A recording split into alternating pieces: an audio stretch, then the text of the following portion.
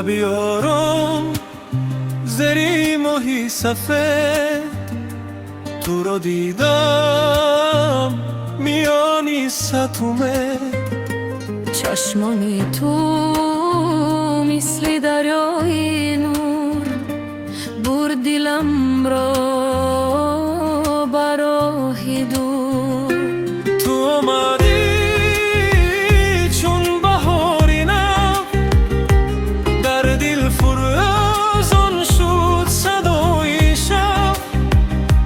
با هر نفس نامی تو را میخوانم به تو من تنها میمانم ای عشقی من تو جانی من بین در خواب من همیشه میمانی دستی مرا بگیر از من مرا به تو جهان سر است و خاموش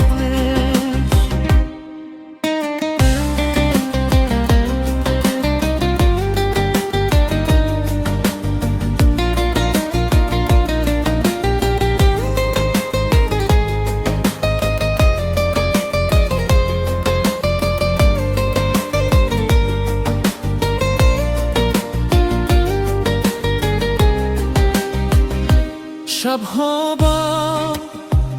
یادی تو بدارم سرودی عشقت را تکرارم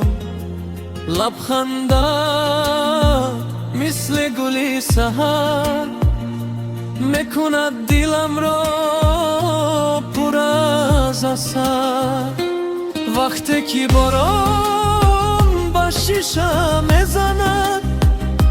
یادی تو باز به دل میرسد من و تو مثلی دو ستاره میدرخشم در آسمان عشقم اگر روز دور شبی آسمان میماند عشقت در اینجا